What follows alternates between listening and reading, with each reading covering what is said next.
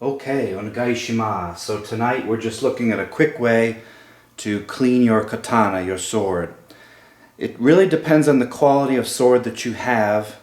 I would recommend if you have a sword that has an open grain or a hand-forged sword, one that costs quite a bit of money, that you would want to invest in a sword cleaning kit, which is right here. This is a sword cleaning kit and it costs about $20 to $30, very inexpensive. Obviously, if you're buying a sword for $2,000 or $3,000, you can certainly afford a sword cleaning kit. So I recommend this as the only way to clean your swords, although there are cheap substitutions you could use around the house in a pinch.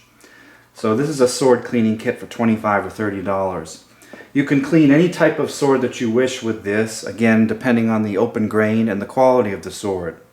If you buy a cheap $25 sword at the flea market, chances are it's just a cheap steel with no grain, and you could use Windex and paper towel. If you're not sure of what kind of quality the blade is, ask an expert or someone in the martial arts that knows. And again, you can clean any type of blade, anything from an odachi, which is a massively long battlefield sword, to a tachi, which is the next step down, to a typical katana, which is a Japanese long sword here with a curved blade. You could also use it on a straight blade, a chokuto type blade, which is not curved, but this is another high-end sword that has an open grain to it. So any of these types of blades can be cleaned with this sword cleaning kit. Now, we're going to do a simple cleaning tonight. We're not going to do an extensive cleaning where you remove the handle of the sword and go and take the pegs out and clean way into it. We're just going to do a simple cleaning after you might have done some tameshigiri cutting or some sort of sword practice out in the woods, which I do quite often.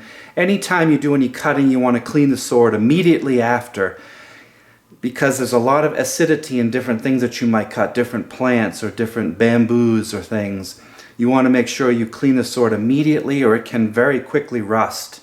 So I recommend within seconds or minutes after you finish, wipe the sword down at a minimum until you can get it home and then clean it properly. You would never want to leave the sword overnight. I've done that. I've made the mistake in the past where I've gone out cutting and left a sword and the next day it was rusted. And of course you never want to touch the blade with your fingers ever, or because the natural oils from your skin will leave permanent rust marks on there. So I recommend never touching the blade of the sword, even a cheap quality one. It's just good practice to get into. It's the same idea that you wouldn't want to put your finger near the barrel of a pistol. So let's get started. It's a very simple process. This isn't difficult. It's not physics. It's just a simple cleaning. So once you have your sword cleaning kit, again, you can order these on Amazon or online. Inside the kit, this is the kitty. The kitty is the wood box that it comes in, which is looks very beautiful in the way it's designed here. So that in itself is a little work of art.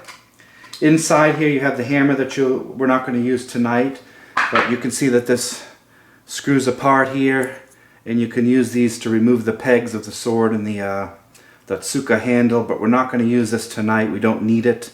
That's for a much more in-depth cleaning, so we're not going to need that. You have a little bottle of choji oil here. This is the choji oil specifically made for sword cleaning. It's a superb rust preventative oil.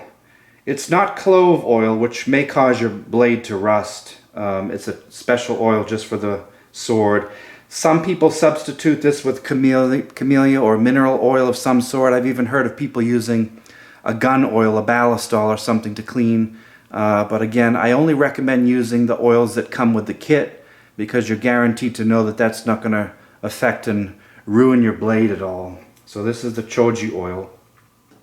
You have the uchiko ball. The uchiko ball is just a ball that's wound up, and inside this here is finely ground stone powder, hazuya and jizuya, wrapped up in this silk ball. It's basically a very clean and fine ground metal pieces in here that will sharpen and polish the sword, and I'll show you how this is applied in a few minutes. You basically bang it on the blade of the sword and it cleans it for you and polishes it. So this is a neat little device here. It's obviously handmade. And then you have your nuguigami. Nuguigami is the sword cleaning paper, usually made from rice, and it wipes away the dust and excessive oils from the blade, but I've seen it made of cotton and different things.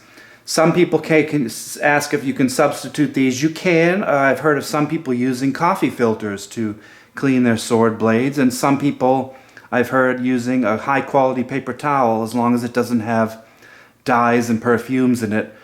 Again, I don't recommend using those because I just don't know what they'll do to your blade, so I recommend using the Nugigami paper that comes with it because I know that this is high quality, it's good stuff.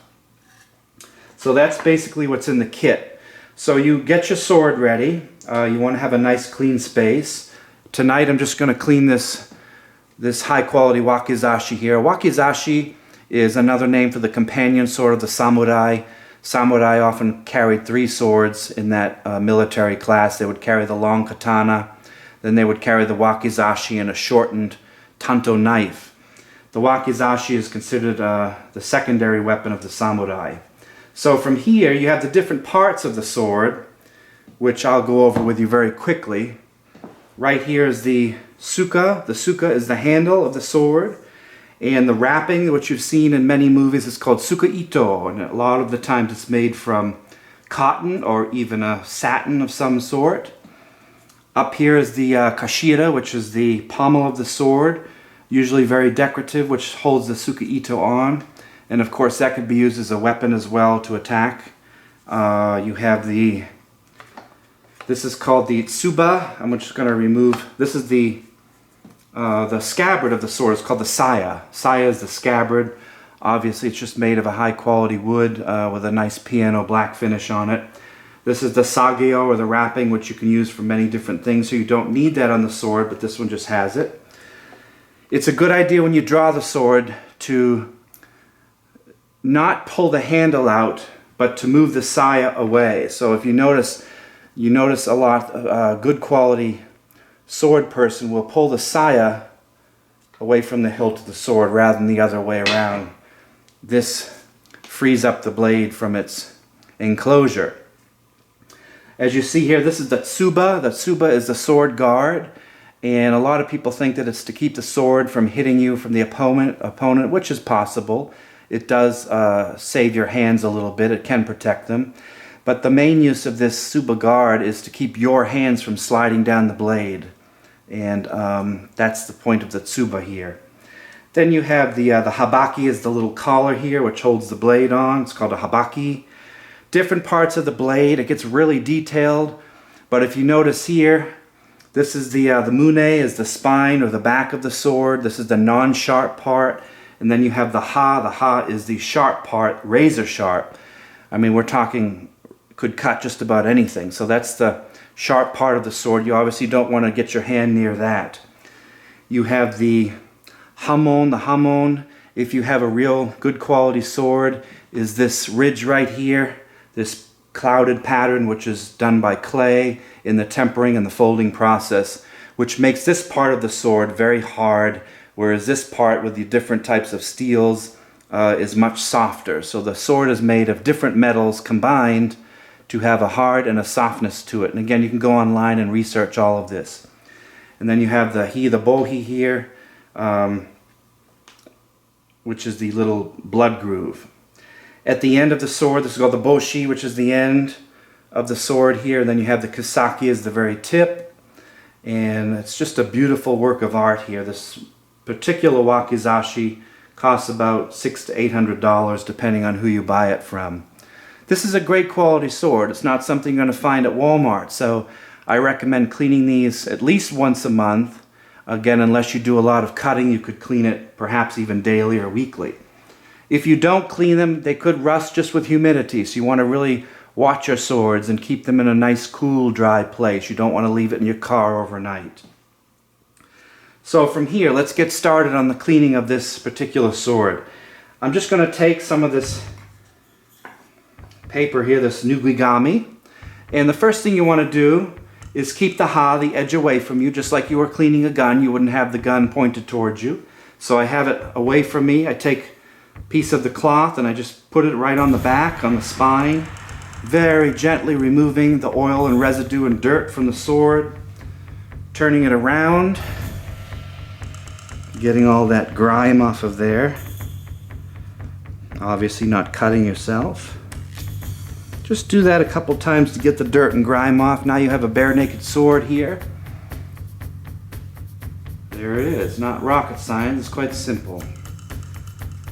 You can use these a few times, but I don't recommend keep wiping the dirt back on, so keep buying fresh ones of these. Now we'll get out the Uchiko ball here, and this is kind of the most fun. I just take the Uchiko ball and I very lightly wrap the sword, and you can see, I don't know if the video can pick this up, the powder coming off. Little grains of steel and metal coming off there. Just tap the sides of the sword to get this nice and covered with the powder, and you can tap the spine. I don't recommend tapping the sharp part because it could cut the ball open. So once that's done, you've seen this in movies before. There's plenty in here. You're never going to run out of this. You can hit it a few times. Get a nice clean piece of nugigami paper and wipe it. I'm wiping very carefully away from the handle. And again, you pinching the back of the sword. You don't want to touch the edge because it'll cut your fingers clean open. I've been doing this 30 years. I haven't done it yet, so you have to be very careful. Like with anything in the martial arts, it's all about awareness and reverence. Once that's wiped down, you can see there's a beautiful fine polish on here. Really brings out the quality of the metal all the way down to the tip here. Absolutely beautiful. That's how a clean sword should look, and this is how, if you take care of it, it should be. Once that's done, very gently put the sword down. We're going to take some of this choji oil, open it up, get a nice fresh piece of your rice paper or high quality cotton.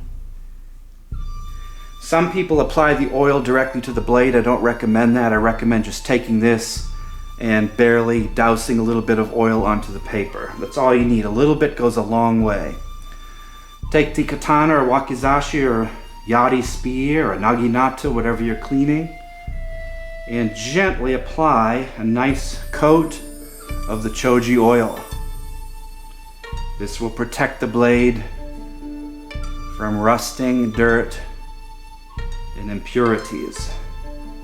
Don't have to put it on thick. It goes a long way. There it is. Beautiful.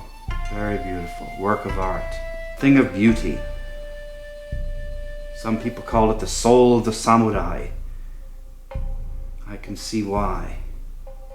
I'm more of a utilitarian. I don't use these blades as heirlooms. I use them to cut and do things with. So my swords are not as taken care of as some others. They're not works of art.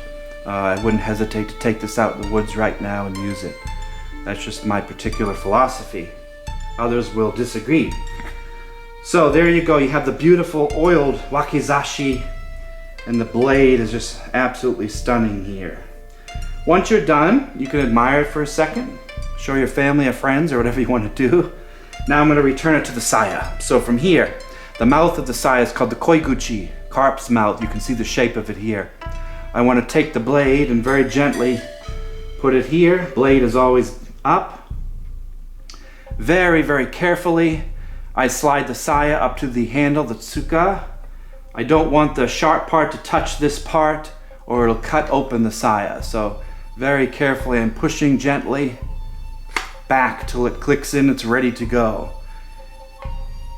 There you go. That's a simple way to clean your weapon.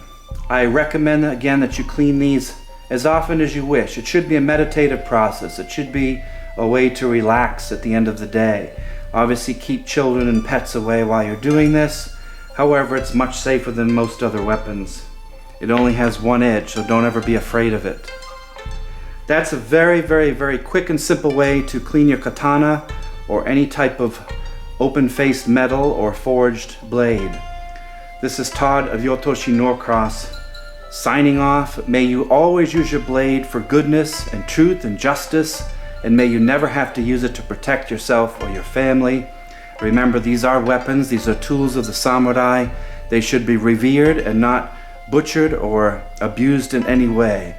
Be very careful to practice the martial way and always protect life and health at any cost. Avoid violence whenever possible, and always, always head toward happiness. Thank you. Domo arigatou gozaimashita. Have a good evening.